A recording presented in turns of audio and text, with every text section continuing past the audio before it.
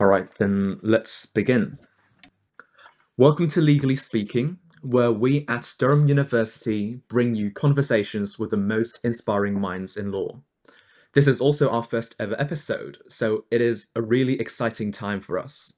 Today we're joined by Jake Schogger, a former Magic Circle lawyer turned entrepreneur, educator, and perhaps the most well known to our audience, the founder of the Commercial Law Academy.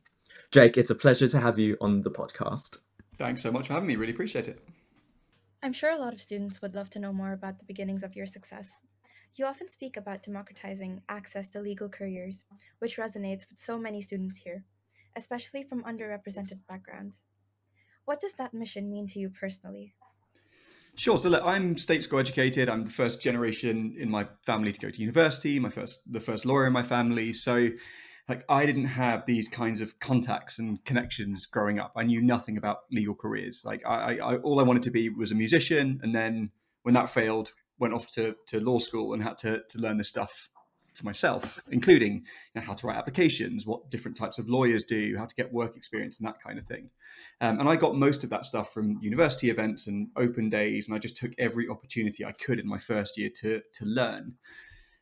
Because of that, I believe that if everyone can have access to the same high quality technical knowledge that I used to pick up from this fragmented set of events, and the same insider insights and employability guidance, I feel like it levels the playing field, in the sense that candidates will then be assessed, on applications, in interviews, on how well they apply the information rather than whether they've actually had access to it. And I think the application of that information is much more important. Right? It's fairer. It's more meritocratic. So rather than students having to figure out loads of different stuff and attend millions of events and look at millions of websites, I've aimed to bring everything together, make it super accessible, really affordable, so that everyone has that same starting point.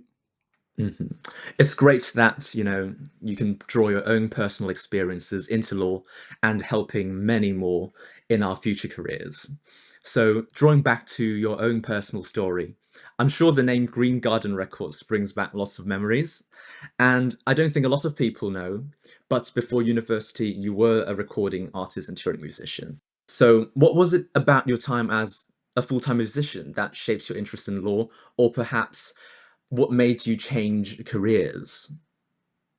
Yeah, I mean, this is a question that came up in interviews, and I had to try and convince law firm partners that I would much rather be a lawyer than a drummer in a stadium band. Which, let's be honest, I'd still rather be a drummer in a stadium band. But I had to get my story right, and I did have experiences as a musician that influenced my legal journey. So I think the first time I ever interacted with a lawyer was when we were being talked through a record deal we'd been offered, and I thought their job seemed quite social, more so than I'd realised, and they were trying to explain fairly complicated things to the four of us in a way that we would understand. And that seemed like the type of challenge I would enjoy. So when things sort of started to go wrong with the band, I reached out to that firm and said, "Look, can I please have a couple of hours of work shadowing or an open day or whatever," thinking that that would set me along the right path once I started at university, and I got the work experience. And it was a really cool firm called Lee and Thompson that worked with musicians and sports people and comedians and that kind of thing. And it just made me realize that what lawyers do can be really interesting, and seeing this confidential side of things appealed. So I guess that set me on my journey. Then studied law and business, and because of that, I guess that bit of work experience, it probably helped me to secure open days, or made me a bit more focused. In terms of how the experience of being a musician helped, I think confidence was a big one, especially when it came to things like networking. We were doing that constantly as a band. It was part of our marketing technique, was to speak to random groups of people in the street and pitch the band so people would come and see us play live. So once I'd done that hundreds of times over the course of the few years I was doing that, I was probably less intimidated than most when it came to showing up to a law fair or a career fair, or something like that. We all also worked 18 hours a day, 7 days a week, often from like a freezing cold, unheated garage. So that gave me some good, Gosh. gave me some good perspective when it came to working late in more of a corporate environment where there is air conditioning and a nice temperature and a coffee machine and that kind of thing. But I think I carried that drive with me right the way through being a law and business student, and then being a lawyer, and now running a business. So yeah, confidence, networking, perspective, appreciating the pay and the working environment. We made basically no money as musicians, and it's a very different way of life. And it definitely helps you for your legal work experience, right? Because you mentioned that the law firm helps a lot of musicians and celebrities like sports people on their legal issues. Yes, I think just being able to say, as part of my motivation answers, look, I am really interested in this career. Why else would I have taken up that opportunity to get some work experience? I think it made my journey seem more personal and credible and believable, rather than me just going, yesterday I wanted to be a rock drummer and today I want to be a corporate lawyer. Like, I think if you are career changing, or you are coming from a slightly more different background like that, you do have to tell a story that will convince whoever's interviewing you that you are actually in this for the long term. The irony is not lost on me that I then like left city law after the point that I qualified. But I was still a Yeah. lawyer for a fair few years after that on a freelance basis, just doing different type of work. That sounds wonderful. Thank you for sharing. Let's go back to your university days, perhaps. So during university, you landed vacation schemes at Allen and Overy, Cleary Gottlieb, Latham and Watkins, and Freshfields. What would you say allowed you to stand out during your vacation scheme, which ultimately led to your training contract offer? Sure. So I think people think that they need to be really, really good technical lawyers as a second year history student going to one of these big firms for the first time, but no one expects that of you. There's no way you could be that good. Otherwise, there'd be no point in a training contract. For me, I asked loads of questions about the work and the clients. Like, every time my supervisor gave me a 200-page document to proofread, even though I was only looking out for missing full stops and things like that, I said to them, what does this document do? Who is our client? If our client was acquiring another business, why are they doing it? I just tried to demonstrate that interest in all of the context, and I got so much good feedback about that. The feedback didn't say things like Jake picked up loads of missing full stops. So I think that really helped. I stayed enthusiastic right the way through, and having done 5 VAC schemes, by the 5th VAC scheme, obviously I was knackered. I wanted some freedom in the summer, but when I was in the office, game face on, enthusiasm, I wanted to seem like I was just so happy to be there all the time. I took opportunities to meet loads of people, networking, coffees, really ingrain myself in the firm and again, learn as much as I could. And part of me thought, if I've met loads of people and those people are asked about me as a potential trainee, hopefully they would say positive things and that would help. And then I didn't overlook the final interviews. I really prepared for them, almost to the same extent as I did for assessment centres before the VAC scheme. Some of the final interviews were super chill. I think at Herbert Smith Freehills, it was just a bit of a chat. Other ones were almost like a full assessment centre again. So, I never got arrogant or overly confident. I really prepared for every step. When we had group presentations or case studies, whatever it might be, I always thought this could be the thing that loses me the offer, and I worked hard towards it accordingly. But look, the easiest thing out of all of this to do is be enthusiastic and really try to show an interest in the firm and its clients. And often you do that through asking questions. That's really impressive. Final interviews and then 5 vacation schemes. And then ultimately, in the end, you were trained and qualified at Freshfields. So looking back throughout the whole training contract process of 2 years, what were the most valuable skills that you developed throughout? But now I run, I say startup, but business is technically 10 years old, I guess, and Commercial Law Academy is more than 5 years old, which is scary. But for what I do now as someone who runs a business, the skills I develop that are the most important day in, day out are organization skills, professionalism, communication, and attention to detail. I've constantly got so many different plates that I'm spinning, like new course content, society partnerships, brand ambassadors, people that I manage, newsletters, social media, building an SQE revision platform. And there's no way I could make that work if I couldn't organize myself effectively, manage my time, and prioritize at a moment's notice. And on top of all of that, I never know when other things are going to come in by email, customer queries, newly animated videos. So organization, absolutely key. And tied to that, kind of project management, process management. And that is drilled into you during a training contract. We even had an organization coach come in and talk about email filing systems and stuff like that. So yeah, my organization system is completely nuts. And I talk about that in our Navigating a Professional Environment course in quite a lot of detail. Communication side, I'm communicating with so many different people. Sometimes people that work on investor side, students, senior marketing people, customer service at some of the software providers I work with, and including quite technical people when I need to develop new products. So being able to adapt the way I communicate and try to communicate very clearly, even when I'm talking about complicated stuff. Again, I draw on that every day. I mean, even when I'm talking to students at my events about things like private equity and M&A, I need to keep it clear. I need to know my audience. So Freshfields helped a lot with that. Attention to detail. I mean, I'm firing off emails constantly. You guys probably see I'm quite responsive like whenever emails come in. And if I didn't have attention to detail and I had to spend hours proofreading every email I sent, nothing would get done. So that's been really helpful. And then just trying to be professional and empathetic and all the things you need to do when you're working with clients. So immensely grateful to Freshfields for helping me develop those skills, and Ignition Law when I was a lawyer afterwards. All of it has definitely given me a good foundation. That sounds wonderful. I believe these skills are valuable throughout your life and throughout whatever you choose to do in the future. So I think this creates a very good foundation. Um, do you mind if we focus on your training contract? What led you to not continue pursuing a career in law in the city? What made you go through to the startup path instead?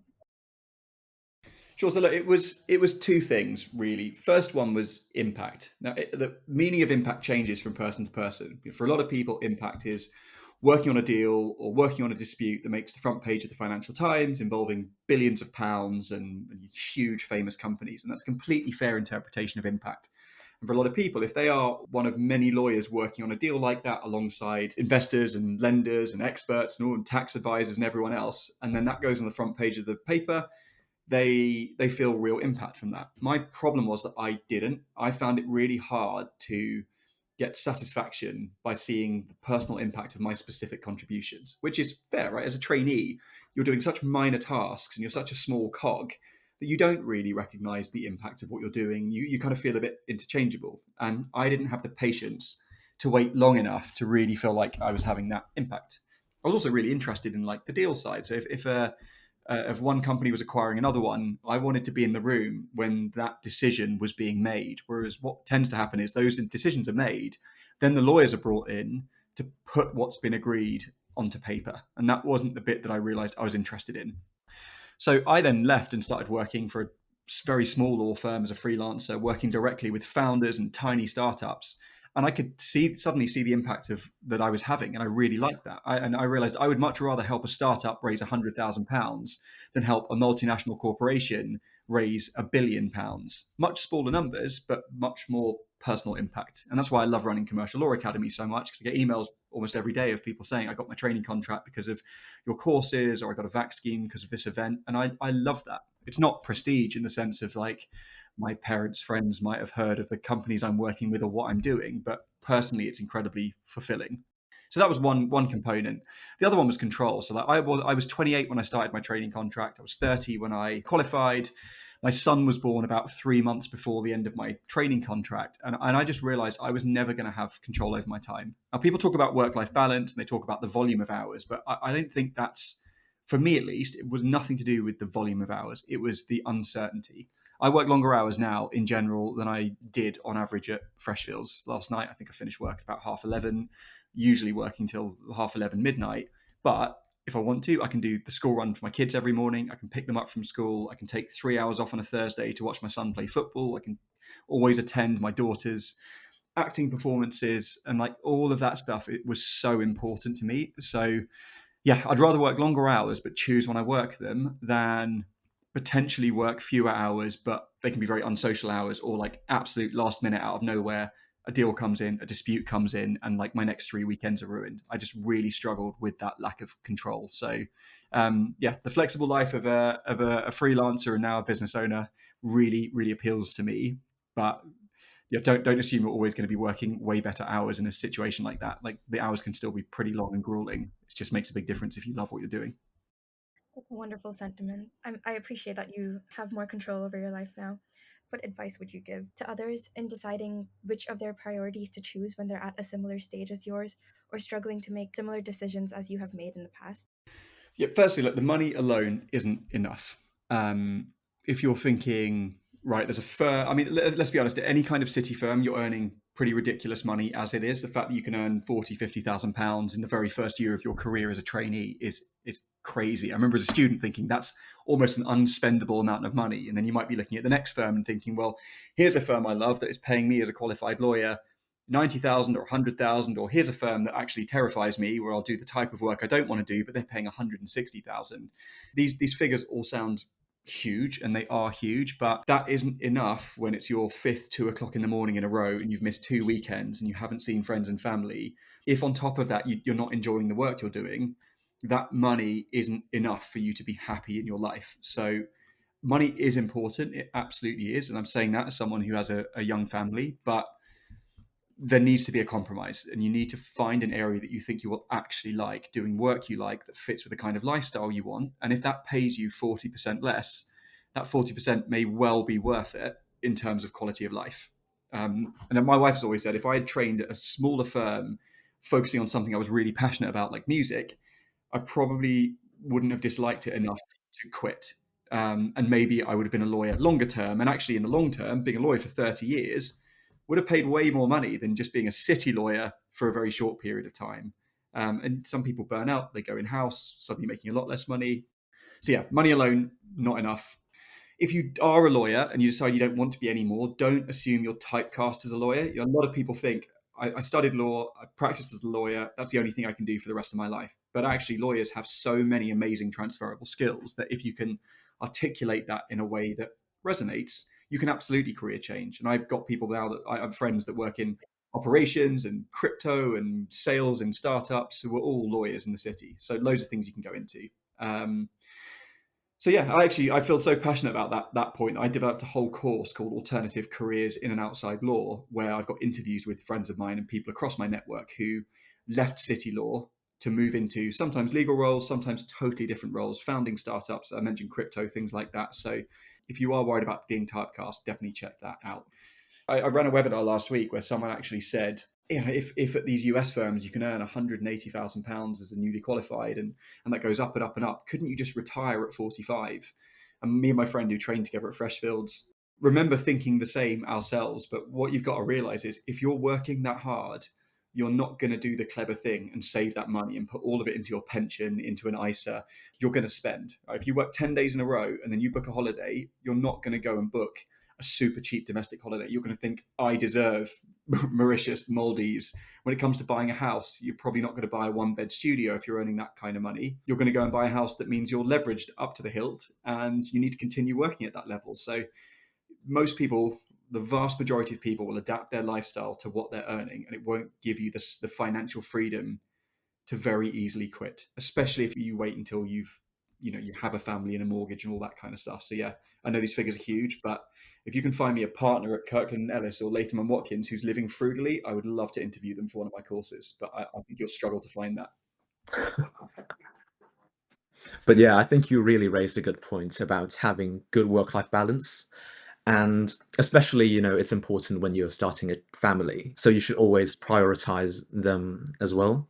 So, hearing how your priorities have shifted and instead you've built an impactful platform for aspiring lawyers and others who want to join this legal career. So along the way, you must have had some really powerful lessons when you're building this network. What's the best piece of career advice you've received?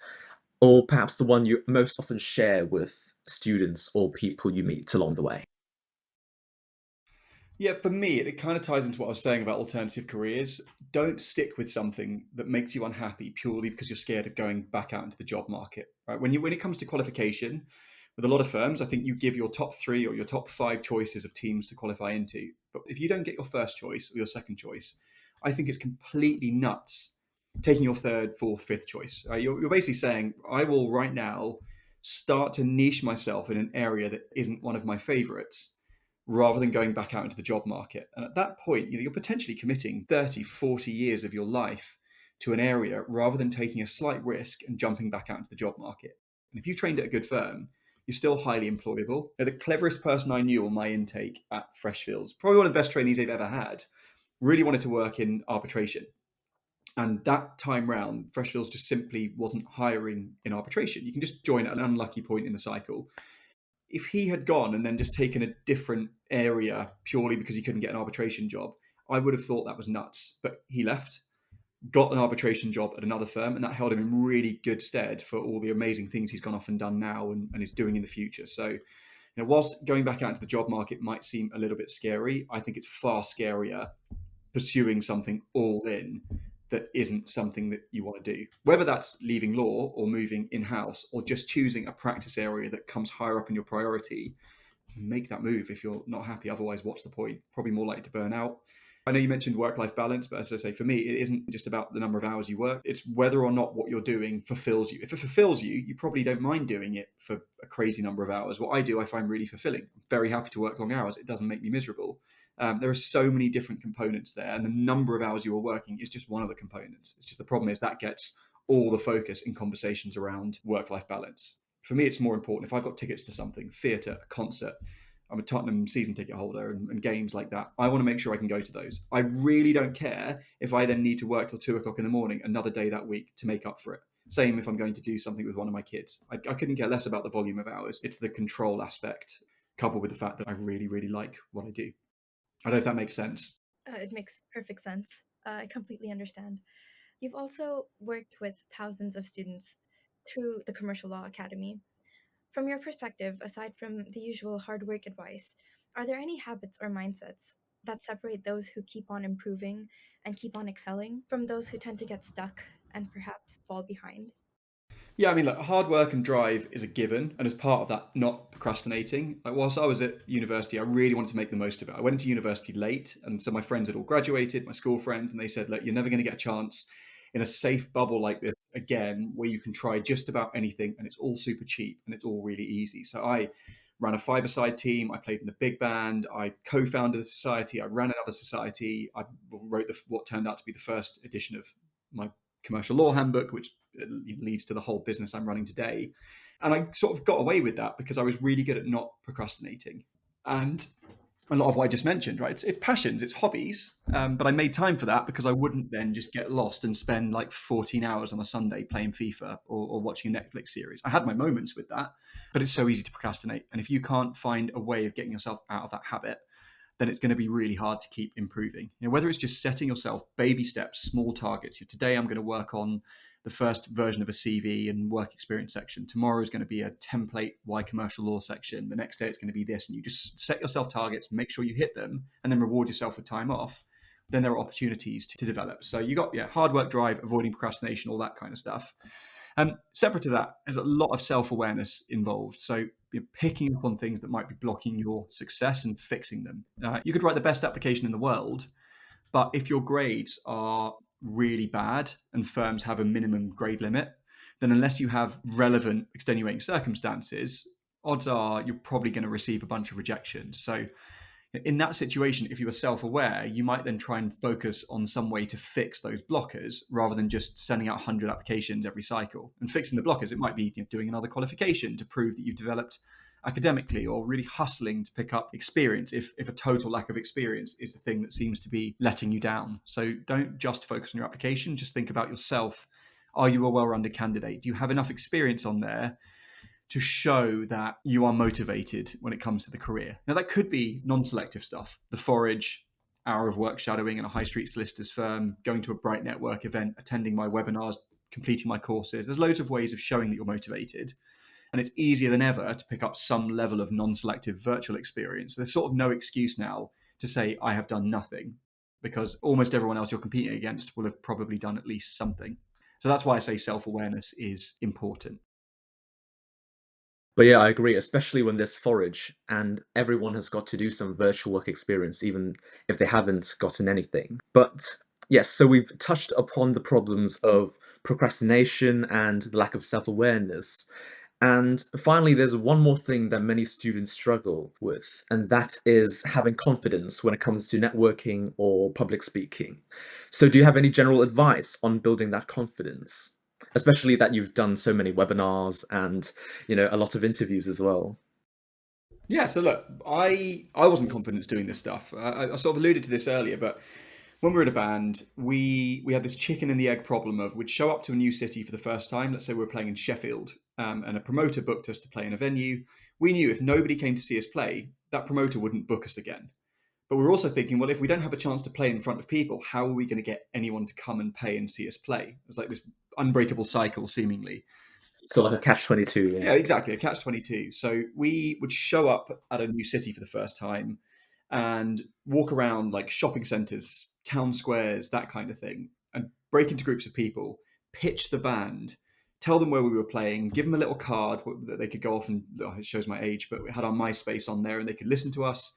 And we would do that, for 4 hours every afternoon, 5 hours, 6 days in a row in different cities for 3 weeks in a row whilst touring multiple times a year. And like the first few times I did that, it's terrifying, right? You think, oh, I'm going to fluff my words. People are going to be annoyed that I'm interrupting them. All these negative thoughts. But the more we did it, the more natural it started to feel, the more positive interactions we had to focus on in those intimidating few steps up to a new group. And after a couple of years, it wasn't scary anymore. That really helped in a professional setting when it came to networking with different law firms and different employees at employer events and law fairs and career fairs and that kind of thing. So that helped. And I think a student's way of doing this would be signing up to every opportunity you can to meet different professional people. Sign up to every law fair, career fair, freshers fair, employer events. Then initially, don't put any pressure on outcomes or asking loads of questions or anything like that. Just get used to entering a conversation, introducing yourself politely, maybe asking a question, and then excusing yourself and moving on to the next one. And if you can do that 10, 12 times across a career fair, twice a term for the whole 3 or 4 years you're at university, the confidence will come. It will feel so much better. Public speaking, take a similar approach. I think the more you do something, the more natural it becomes. I wasn't confident at public speaking. Like put me in front of 5,000 people behind a drum kit, completely confident because I've done that hundred or not to that level, but I've played in front of people hundreds of times. It became more natural. So then by the end, when we played to bigger audiences, I was confident doing it. But public speaking was terrifying. So I signed up to mooting to get better at that. And I was absolutely terrified before my first moot, probably like the most intimidated I was the whole time I was at university. When I had a training contract, Freshfields did a mock interview of me in front of a couple of hundred people in a lecture hall. Again, absolutely terrified.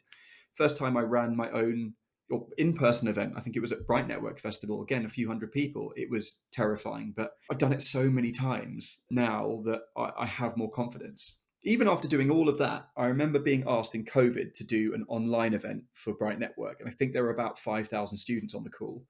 And again, just knowing that, even though I couldn't see them all, terrified once again. But now I've done hundreds of webinars. I'm never nervous before them. I just generally look forward to them. So, I mean, for more practical help, I've got a course on presenting and managing nerves. I've got a course on networking and networking confidence and LinkedIn. So that kind of thing can help, especially with mindset. But in general, find a way to do whatever it is that you're scared of as much as you can whilst you're in the safe university bubble, and it will just feel more natural over time. Thank you so much, Jake. And to our listeners, thank you for joining us on Legally Speaking. A big shout out to Commercial Law Academy and Jake. We've also got the discount codes on our social media. So please do check out his courses. They're very valuable, and I'm also using them. So absolutely wonderful. No, thank you so much for having me. Really, really great questions. I think you guys are doing a really good job on this. Confidence will grow as you do it more, but you both come across as really confident and self-assured. So it's great that I got to be part of the first episode, and I hope it grows. Yes, we'll be back soon for more conversations. So, guys, stay tuned.